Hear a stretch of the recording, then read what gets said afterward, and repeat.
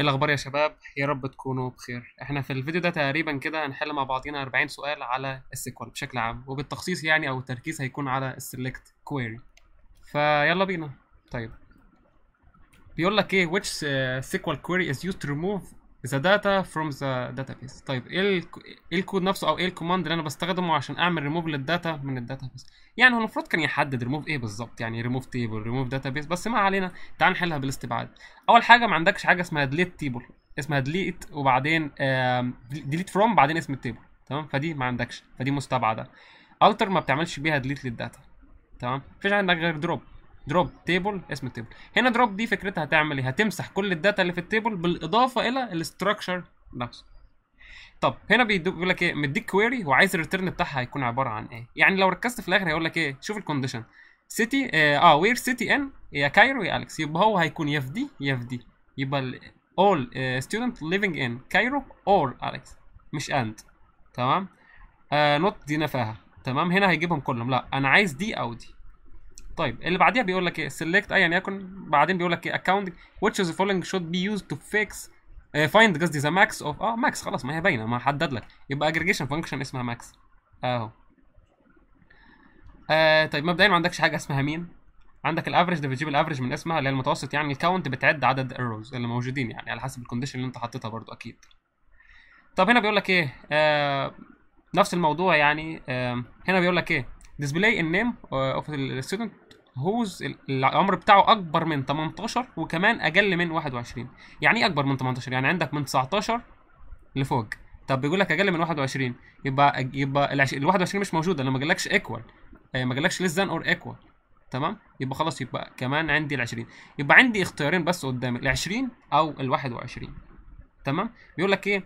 which is not the correct، ايه الاجابه اللي مش مظبوطه؟ تمام، تعال نمشيهم واحده واحده.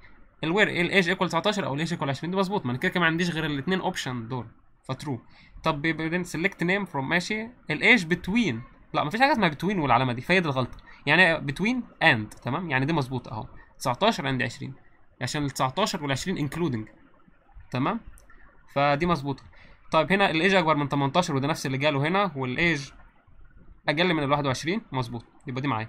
الوحيده اللي هستبعدها دي، لان علامه الاكبر من دي غلط، عشان هو بتوين اند، يعني بتوين وتحط اند ككي وورد كامله. طب which SQL command is used to modify the data type؟ data type، يبقى الالتر، استخدم الالتر. طيب بعدين ايه بيقول لك ايه؟ which will the following query return الكويري دي هترجع ايه بالظبط؟ select department الافرج بتاع السالري from employee group by department. يعني هي عباره عن ايه؟ هتعمل جروبنج لكل ديبارتمنت وتجيب الافرج بتاع السالري لكل ديبارتمنت. يبقى ايه؟ هتقول لك ايه؟ a list of department and average salary in each department. اعتقد واضحه. total number of employee in each department، لا هو فين التوتال نمبر؟ هو بيقول الافرج سالري، يبقى دي لا. بيقول لك ايه؟ the average salary of employee، لا of department of each department كمان. طب اللي بعدها بيقول لك ايه؟ when using the where and having in the query which one is executed first؟ مين اللي بيتم تنفيذها في الاول؟ اكيد الوير. تمام، يعني انت الاول وير بعدين جروب باي بعدين having، ده الترتيب بتاعها. طب بيقول لك ايه؟ ايه الكونسترين اللي انت بتستخدمه عشان تتاكد ان ال all values in column are different؟ يعني كل القيم مختلفه، اكيد اليونيك، لان الفكره بتاعته ان انت كل القيم مميزه، كل القيم مختلفه، مفيش قيم متكرره من الاخر. طيب اللي بعده بيقول لك ايه؟ What will happen if you use a column in the select statement that is not in the بيقول لك ايه؟ فاكر لما كنت بقول لك ان انت ما ينفعش تحط كولوم يعني بص انا هحط لك ايه؟ student ID، حطه ك non aggregation column مع aggregation column، وما حطه، يعني بص ال student ID ما حطهوش في الجروب باي، حط department ID. تمام، فدي غلطه. ليه؟ لان كان لازم يحط الستودنت اي دي في الجروب باي، ده حاجه شرط كده عشان ما يحصلش اي ايرور. هيعمل لك ريز للايرور، يعني هيظهر لك ايرور من الاخر. تمام، لان لازم طالما في يعني انت طالما حطيت كولوم في اجريجيشن، لازم كل اللي معاه يا يكونوا اجريجيشن يا يكونوا نون اجريجيشن، بس تحطهم في جروب باي. تمام. طيب اللي بعده بيقول لك از، فكرتها باختصار انت بتعمل رينيم للكولوم، وده في الغالب ممكن تجي لك لان هي اتكررت كتير لحد دلوقتي. رينيم للكولوم، رينيم للتيبل، ايا يكن عادي. طب الفول اوتر بتعمل ايه؟ فكرتها ان هي بتجيب لك الماتشد والان ماتشد فروم البوز تيبل الاثنين اهو. طب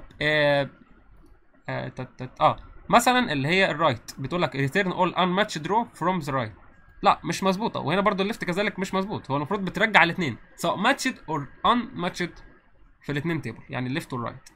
طب هنا بيقول لك ايه given the table employee and department which query will return all employee even if they are not assigned on يعني بيقول لك ايه، عايزك تطبع لي كل الموظفين حتى لو ما كانوش متسجلين في ديبارتمنت معين. طيب يبقى خلاص اشوف اول حاجه الامبلوي فين. الامبلوي هو عباره عن هنا في الليفت، هو الليفت بالنسبه للجوين.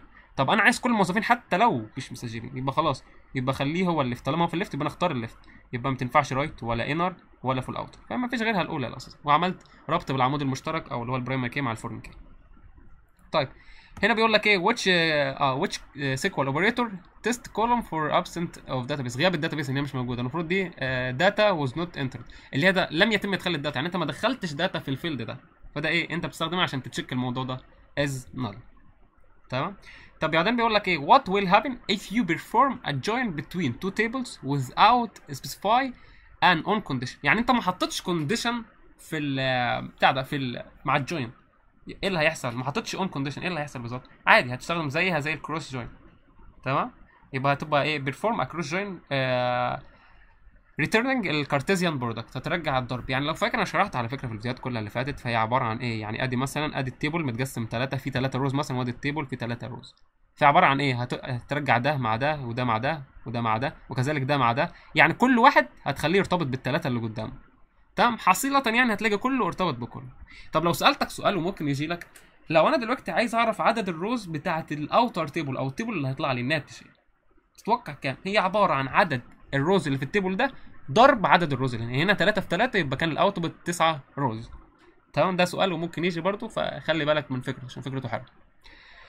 طب هنا بيقول لك ايه what will happen if you run a following SQL command without where clause update، يعني عمل ابديت بس ما حطلكش الوير، ما حطلكش حاجه على اساسها هتعمل فلتريشن ايه اللي هعمل له ابديت، يبقى خلاص يبقى انا هعمل ابديت لكله، لان زي ما انت عارف ان الوير اصلا في الديليت والابديت اوبشنال مش اجباريه. تمام. مش مانداتوري، مش اجباري ان انت تحط وير، بس الفكره ان انت خلي بالك انت بتعمل ايه، هل انت فاهم بتعمل ايه؟ يعني انا في الحاله دي انا بعمل ابديت لكل الامبلوي السالري بتاعهم بضيف عليه 500، انما لو كنت حطيت وير كنت بحدد مثلا اللي اسمه كيرو ايا يكن اللي اسمه ايه او الاي دي بتاعه ايه، انما هنا ما عملتش كده. فهيحصل ايه all rows in employee table will be updated، هيتم تحديثها. طب بيقول لك ايه الكيس سيكوال ستيتمنت انا بستخدمها ليه؟ هي نفس الفكره بتاعه الاف ذن ايلس، ودي برضو شرحناها في الفيديوهات اللي فاتت، اللي هو انت كنت بتعمل ايه الكيس وبعدين تكتب وين القيمه اللي انت محتمله تكونها ذن حط القيمه كذا. تمام. لو ما لقيتش ولا واحد من دول يبقى استخدم الالس. تمام. طبعا ما تنساش تقفلها باند، ممكن يجي لك سؤال حلو برضو. انت هنا الكيس لازم تنتهي باند، لازم تنهيها باند. تمام. يعني تيجي في الاخر بعد الكيس تكتب اند، ده حاجه اجباريه عشان ما يحصلكش اي ايرور. طبعا ينفع تعملها الايزنج والحاجات دي شرحناها برضو. طب بيقول لك ايه ان سيكوال اليونيون اوبريتور اكسكيوت فاستر ذان اليونيون اول، لا الكلام ده مش مظبوط. تمام. لان هي العكس، اليونيون اول هو اللي بيتم تنفيذها اسرع من اليونيون. طب خليني اقول لك ليه برضو عشان تبقى عارف. مبدئيا اليونيون جواها الترتيب ده بيكون داخلي، بتعمل ترتيب داخلي مش قدامك، مش في الاوتبوت، بتعمل سورتنج. طب ليه بتعمل سورتنج؟ عشان تشوف القيم المتشابهه، لان زي ما انت عارف ان هي اليونيون كانها بتعمل ديستنكت او اللي هي مفيش قيم ريبيتد موجوده جواتها، فبالتالي هو كان يعني بيشيل القيم دي، فخد وقت يعني خد وقت من الاخر، فالتنفيذ بتاعها ابطا من اليونيون الاولى، على عكس اليونيون اللي بتاخد اللي من هنا على من هنا براحتك، مكرر مش مكرر ما يخصنيش. بيس. اهو برضو بنراجع وبنوضح كل التفاصيل بحيث لو جه سؤال على نقطه او غير في السؤال نفسه. طب السؤال رقم 18 بيقول لك ايه which statement is equivalent to the following statement، اللي هي select count asterisk from customer. برضو دي شرحنا الفكره بتاعتها في الامتحان اللي فات بتاع اللي هو الفاينل بتاع السنه اللي فاتت، يعني سواء اهليه او عام. طيب تعال نفكر فيها تاني يمكن مختلفه شويه مش عارف. بص هو اول حاجه مفيش حاجه اسمها كاونت اول، فده استبعدها. طيب ايه فكره الاستريك؟ فكره الاستريك ان هو حتى النل بيعدها. تمام. فانا عايز كولوم معين اعد على اساسه ما يكونش فيه قيم نل بنسبه 100%. هل عندك الكاستمر نيم؟ هل انت متاكد ان ممكن اليوزر يعني خلاص 100% هيدخل؟ مش شرط، وارد يحصل ايه، وارد يعني انت مش حاطط له ان هو نوت نل فهيدخل قيمه نل او ما يدخلش، يعني نل مش قيمه. طيب السيتي اكيد لا، ده انت كمان عاملها ديستنكت، لو اتكررت انت مش هتعدي، انا عايز عددهم كلهم. فلا يعني اكيد الكاستمر اي دي. ليه؟ لان طالما هو الكاستمر اي دي ده اصلا البرايمري كي بالمنطق، الاي دي هو بيكون برايمري كي، فما فيش قيم نل، لان انت عارف ان البرايمري كي لازم تكون القيم نل ونوت ريبيتد. نوت ريبيتد مش هتفرق معايا في الحاله دي، اللي هيفرق معايا ان هي لازم تكون نوت نل عشان اعد كل الروز. بيس. طيب خلينا نقول على اللي بعده، بيقول لك ايه وات ويل تشيك كونسترين. تعال نروح للتشيك على طول. فكرتها بيقول لك ايه تشيك برايس اكبر من زيرو، يعني لازم يكون بوزيتيف. تعال نشوف ايه بيقول لك ايه ensure the price is always greater than zero. مظبوط greater than، لو كان حاط لك equal يبقى greater than or equal. طيب هنا بيقول لك ايه select first name from a student where الage اكبر من any اي واحده من دول. this query return ايه؟ يعني المفروض هنا ترجع ايه الجريد بتاع الستودنت الايه ثانيه الايج، تمام؟ هترجعهم كلهم وتخزنهم هنا، يعني الريتيرن هيكون كل الايجز هنا. لازم يكون الايج اكبر من اي واحده فيهم، تمام؟ يعني مثلا ممكن اجيب اصغر واحده خلاص يبقى هي اكبر منها. تعال نقراهم ونشوف. return student whose age is greater than at least 1. ماشي دي مظبوطه. طب بعدين بيقول لك return student whose age is equal. لا مش equal. طب بيقول لك ايه is greater than all. لا مش all، هو بيقول لك any. تعرف لو كان قال لك all فكنت هقول لك دي صح، انما لا ما قالكش. هنا بيقول لك ايه return is greater than all. لا برضو مش مظبوطه. تمام. وغير كده هو اصلا بيقول لك الجرادويت ستودنت. لا مش مظبوطه، يعني ما غلط من ناحيتين اصلا، فصح هي اول واحده. طب تعالى نبدا بقى في اللي بعديه، يعني تقريبا 20 سؤال على نفس النمط ده 10 و10. جايب لي 2 تيبل اسمه كاستمر اوردر وبعدين في 2 تيبل تانيين. تمام. الفكره هو بيطلب منك كويري تنفذها عشان تطلع الاوتبوت اللي هو عايزه. 10 اسئله هنا و10 اسئله بعدين على تيبل تاني. طب هنا اول حاجه بيقول لك ايه، يمكن هو بدا غشيم شويه في الامتحان ده او في الاسئله دي، بس مش بطل. يلا بينا نحل. بيقول لك ايه which SQL query returns the name of all customer and their orders including a customer with no orders. يبقى خلاص نفس الكونسبت اللي اتكلمنا فيه اللي فات، اللي هو ايه لازم يكون الكاستمر موجود. ثانيه all customer حتى لو ما لهمش اوردر. تمام. يبقى انا عايز سواء ليفت او ريت ايا يكن بس ناحيه الكاستمر. يبقى مثلا ادي الكاستمر، لا مش انر جوين، ادي الكاستمر انا عايزه يبقى ليفت هنا. تمام. ممكن اعكسهم يبقى خلاص يبقى هنا رايت والكاستمر هنا مش مظبوطه، لازم تكون ليفت، يعني دي مستبعده. فقدامي دلوقتي سي ودي. تمام. اكيد مش في الاوت من غير ما اكمل، خلاص هي رايت عشان الكاستمر جه في الرايت. بالنسبه للجوين ادي اليون ادي جوين ادي يمينها الكاستمر، فانا محتاج كل الكاستمرز ان هم يوصلوا لي حتى لو ما كانش مرتبط باوردرز يحط قدامه قيمه نل. طب هنا بيقول لك ايه what will be the output of the following query select الكاونت بتاع ايه الوير الكاستمر اي دي is not null. الكاستمر اي دي مش بنل. طب تعال نشوف ده في تيبل ايه، تيبل الاوردرز. ادي الاوردرز اهو الكاستمر اي دي نوت نل، ادي 1 2 3 4. يبقى خلاص الكاونت اللي هيرجع هو رقم 4. طب بعدين بيقول لك ايه which SQL query shows the total orders amount per customer. per customer يبقى group by customer. تمام. بعدين هو بيقول لك توتال، شايف بيقول لك توتال اوردرز عدد الاوردرز مش توتال اوردرز اماونت، يبقى خلاص يبقى سم مش كاونت، يبقى دي مستبعده ودي كمان مستبعده. فين السم؟ تمام. هو عايز ايه التوتال اوردر اماونت او التوتال اماونت. يعني لو بصيت هنا مثلا عمل التوتال اماونت، طب هو اصلا منين بالظبط؟ من الكاستمر. هل التوتال اماونت موجود في الكاستمر؟ ارجع للتيبل اهو التوتال اماونت موجود في الاوردرز مش موجود في الكاستمر. تمام. وما كتبش حتى التيبل الثاني عشان اعمل مثلا الايز دي او حاجه زي كده، فلا وما عملش جوين، فلا دي غلط. كان ممكن يعملها بالجوين بس هتطول وليه؟ طب ما في طريقه اسهل زي اللي قدامك دي. انا ليه اصلا عاوز اسم الكاستمر اي دي اعمل بيه ايه؟ فاهم؟ ما طلبوش مني، فهي دي صح مظبوطه 100%. طب اللي بعده بيقول لك ايه what will happen if you return a query if you run this query. هترن الكويري دي الابديت اوردر set total amount في 1.1 where total amount between كذا وكذا. طب ايه اللي هيحصل فيها؟ only order for customer، يعني هو بيحدد لك. طب تعالى نرجع للتيبل ونشوف اللي ما بين كام 100 ل 300 هم اللي هيحصل لهم ابديت. 100 ل 300 ده وده وده وده، يبقى عندي 4 هيحصل لهم ابديت. عاده واحده اللي هي 400. ليه؟ انا بقول من 100 لكام؟ ل 300. تعال نشوف بيقول ايه for orders will be updated. مظبوط. all orders لا مش all، ما هو عمل filtration في واحده مش هيحصل لها. طب 2 لا مش 2 احنا قلنا 4. طب هنا only order from customer C001 will be updated. لا احنا قلنا ان هم يعمل ايه 4 اللي هيحصل لهم update. طب اللي بعده بيقول لك ايه what is the output for this query customer ID from orders where orders date عايز الكاستمر اي دي 20 24 6 2 6 12 معلش 24. تعال نشوف اللي بعديها ادي ده. طب تعالى نعمل ده كله. ادي 1 12 3 12 5 12 6 12 بيقول بعديها 7 12 كاستمر اي دي نل مفيش، فايه فهو نل. خلاص يبقى اللي قدامي ايه نل. طيب بعدين بيقول لك ايه what will the square return select customer name from customer where لازم يكون شايف حاطط لك ايه جاب ليها وبعديها مودولس او بيرسنت، معناها ايه على اجل كونتين ان هو يحتوي الاو كونتين ذا ليتر او، انما اند لا ولا ستارت. تمام. هنا بيقول لك ركز كمان ان هنا حاطط ايه كاستمر نيم اللي السيتي بتاعته، فاهم؟ هنا انا كنت هاجر يبقى ايه هو السيتي مش نيم، السيتي هي اللي فيها يكون حرف الاو. وضحت؟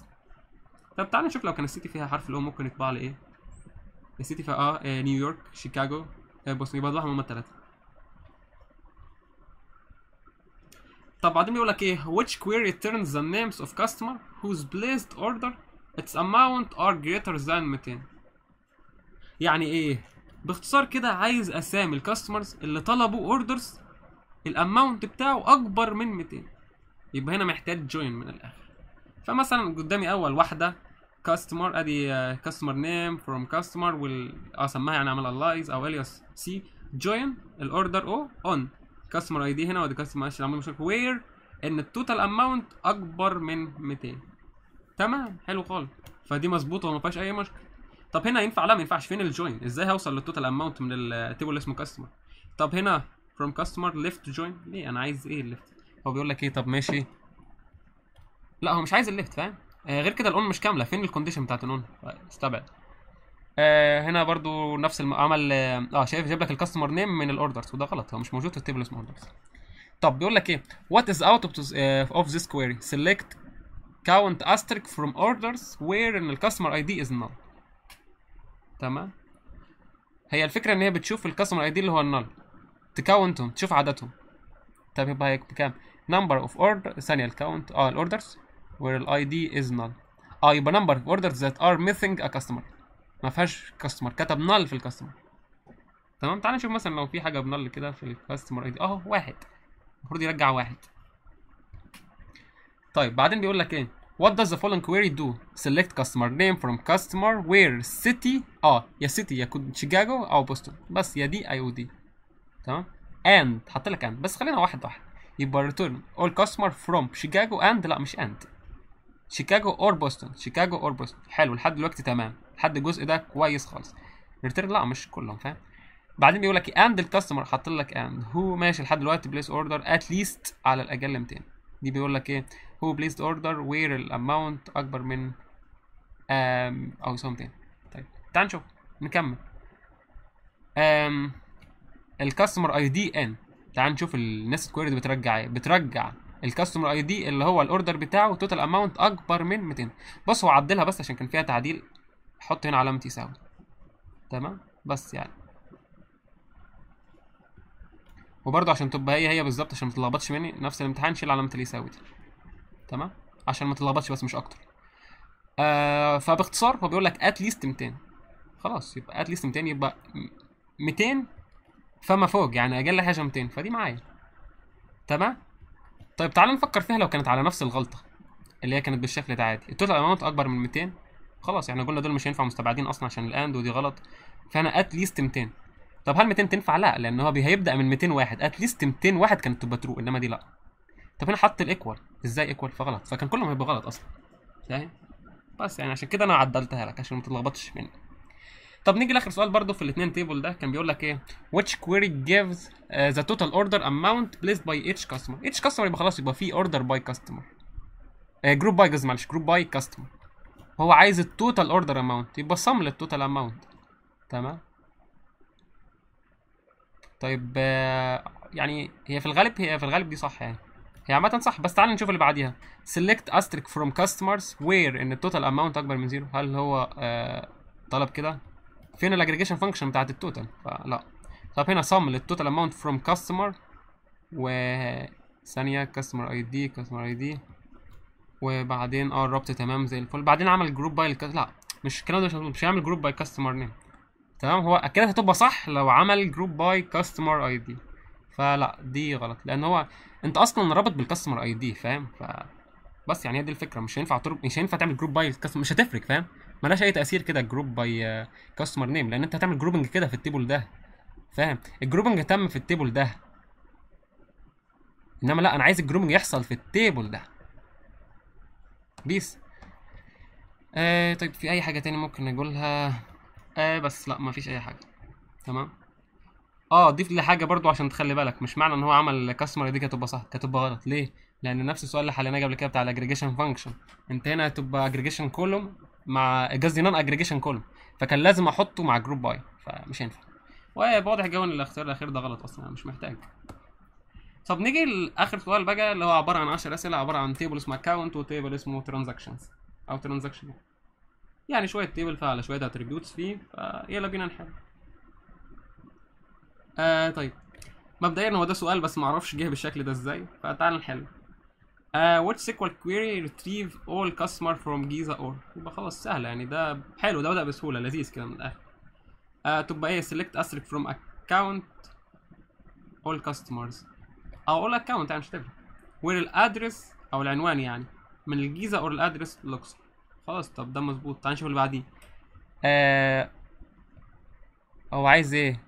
all customer retrieval، ما حددش، فاهم؟ هنا ليه حدد النيم؟ تعال نكمل، هنا حدد النيم والوير ادرس لايك، لا غلط. ماشي، هو لايك الجيزه دي مظبوط، المفروض كان ممكن يكتب تاني لايك الاقصر، كانت تبقى صح. او ممكن حل تاني ان هو يعمل ان جيزه كوما الاقصر، كان يبقى صح، انما ده كده غلط. طب select asterisk from account where الادرس equal جيزه، غلط، لازم يكتب اسم الكولوم تاني بعد الوير، بعد الاور قصدي، فغلط. select address from account where ان الجوب لايك جيزه اور جوب لايك الاقصر. انا بعمل الادرس، فاهم؟ مش بعمل الجوب. ايه علاقه الجوب بالموضوع؟ بس فده غلط. اللي بعده بيقول لك consider the following SQL query. شوف يعني الكويري دي بتعمل ايه. SQL دي بتعمل count distinct address from account.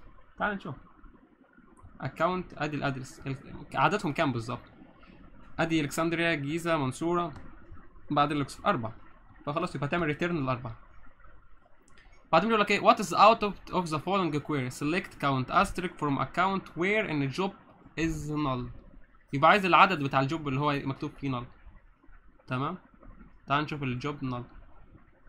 افترض ان علامه الاستفهام دي null، تمام، فدي واحده وادي 2، فريتيرن اللي هي 2. هنا ده جربنا نخلص. بعدين بيقول لك ايه find the SQL query that get all transaction made before، قبل. تمام، مش محتاج ان انا اقرا السيكوال كويري كله ده، فاهم؟ بص على العلامه قبل، يبقى لا دي معناها بعد. قبل يعني قبل يعني اقل. ايكوال اكيد لا، لايك اكيد لا، لايك يعني نفس، لازم تكون هي. فاعتقد واضحه وسهله. بعدين بيقول لك ايه which query show account name and the transaction amount using a join. طب انت هنا لازم محتاج الجوين اساسا. طيب هنا انا ما حددليش اللي هو عايز مثلا كل اللي موجود في ناحيه حتى لو فاضي، لا يعني عادي، يبقى انر جوين عادي، ما فيهوش ادنى مشكله. لك الليفت لا اكيد، والاوتر لا، يبقى الجوين ده هي الجوين ده. بعدين بيقول لك ايه ترانزاكشن، شوف الربط، تمام، او شوف الاتريبيوتس اللي هو عايزها. وعايز ايه اكونت نيم، يبقى ادي الاكونت نيم، هو جاب لي اكونت نمبر فدي مستبعده، فخلاص. والاماونت اند ترانزاكشن اماونت، فخلاص يبقى هي دي اللي معايا، دي اللي غلط لان دي جاب لي اكونت نمبر. تمام، انما طريقه الربط فهي صح، on account number and account number، هي الاولى مظبوطه معايا. طيب بعدين بيقول لك ايه select account number والنيم from account where like ان هو اخره ايه، معناها البيرسنت ايه، معناها اخره ايه، فخلاص يبقى شوف اللي اخرهم ايه. اخرهم ايه بالظبط؟ اخرهم ايه؟ سلمى، ليلى، فاطمه. خلاص معلش، هو المفروض كان يبقوا تيبلز، يعني ده مثلا ده الاتريبيوتس، اسامي الاتريبيوتس اللي هو اكونت نمبر ونيم، وتحتيهم يكون الارقام دي اللي هو ده وده وده وهكذا. فعندك الاسم فاطمه وليلى وسلمى، انما ده مثلا اخره ار، فخلاص استبعدها اصلا. عمر اخره ار، فخلاص مستبعده. which query lists the names of the account holder who made a deposit greater than اكبر من 4000. طب عادي، هنا انا برضو محتاج الجوين، تمام، او ممكن طريقه الوير بس هي في الغالب جوين، او ممكن تعمل نستد سيلكت. فتعال نشوفهم واحده واحده. طب مبدئيا نبدا باول واحده سيلكت نيم، هو عايز النيم، خلاص يبقى هو عايز النيم، فكله نيم مظبوط وزي الفل. هنا عامل لي بي ودي، فوارد يكونين في اختيارين صح. from account A join transaction T، وربط بالاكونت نمبر حلو، وير الاماونت اكبر من 4000 اند الديبوزيت، خلاص يبقى البي معايا. تمام، دي مش معايا، ما ينفعش اصلا، فين الربط؟ طب بعدين هنا عمل ايه في الدي؟ هو خلص، هو في الغالب هتطلع بي ودي. سيلكت نيم، حلو حلو، عمل لك وير الاكونت نمبر ان يعني دي فكرتها، هترجع ايه؟ هترجع الاكونت نمبر اللي عامل الكونديشنز دي، ان هو الاماونت بتاعه اكبر من 4000 وكمان يكون النوع بتاعه ديبوزيت. فهي ومظبوط، يبقى معايا ايه؟ بي ودي، فاختار الاجابه سي. طب هنا بيقول لك ايه؟ سيلكت اكونت نمبر فروم ترانزاكشن وير ترانزاكشن ديت. هجيب اعلى ترانزاكشن، اخر يعني اللي هو الماكس بتاع التواريخ، يبقى احدث تاريخ موجود. تمام، المفروض هرجع بيه الاكونت نمبر. تعال نشوف الاكونت نمبر. ادي التواريخ ترانزاكشن ديت، اعلى واحد ادي 1 5 24 9 3 4 11 25 1 6، اعلى حاجه 1 6. الاكونت نمبر ثانيه، الاكونت نمبر اهو 202، بس هو في الغالب اللي انا شفت تحت ان هو فيه تي، فاهم؟ فهو 105، فهو المفروض كان يقصد ترانزاكشن نمبر. ففينه؟ هو في الغالب كان يقصد ترانزاكشن نمبر، لان اللي قدامي ترانزاكشن اصلا، فهتبقى 105. انما لو كان جالي مثلا اللي هو الاكونت نمبر فعلا، فكانت هتبقى ايه؟ هتبقى 202. طيب السؤال اللي قبل الاخير بقى واهانت. To list all information about the transactions that had amount greater than every deposit transaction. عايز اعلى من كل. يبقى انت عندك طريقتين، ممكن تجيب الماكس او ممكن تعملها باول، فاهم؟ فمثلا اول طريقه بالاول، عمل نستد كويري، بتجيب ايه؟ بتجيب كل القيم اللي موجوده في كل الاماونتات اللي موجوده في الديبوزيت. تمام، كلها تخزنها هنا، لازم تكون اكبر منها. يبقى لازم طالما حاطط لك اول، يبقى لازم تكون الاماونت دي اكبر من كله اللي هو نوعه ديبوزيت. طب الثانيه اللي هي السي سيلكت اسيت فروم ترانزاكشن، فكرتها بترجع الماكس، فدي الاسهل والابسط بالنسبه لك، يعني بترجع الماكس اللي هو من نوع ديبوزيت. فالاجابه الصح هتبقى بي اللي هي ايه اند سي. نيجي لاخر سؤال بقى والاخير. which query deleted او delete all nurse records from the account table. طيب عادي، انت عندك ديليت، طبعا مفيش حاجه اسمها ديليت استريك، اسمها ديليت فروم اسم التيبل اللي هو اكونت، فروم اكونت تيبل، بعدين وير واحط الفلتريشن على اساسه او الكونديشن. بس الامتحان كان سهل ولذيذ، يعني هو يمكن انا بس عشان بتكلم فخد مني نص ساعه، هو في الغالب مش هياخد منك تلت ساعه ولا حتى ممكن ربع ساعه، ما كانش مستاهل صراحه. 40 سؤال سهلين سلسين خالص يعني. اتمنى لكم التوفيق وانكم تقفلوا الامتحان، وان شاء الله يعني خير، واكيد القادم افضل. ويعني اكيد لو عجبك الفيديو ما تنساش لايك، ما تنساش سبسكرايب، وسلام. هو في الغالب ده يعني هيكون، يعني شايف ان هو هيكون اخر فيديو كده داتابيز، كفايه خالص سيكوال ونظري، فلا كان كتير بصراحه يعني، فكفايه هنا، وان شاء الله نشوفكم في الماده الجايه ونختم بالفيديو ده يعني. سلام.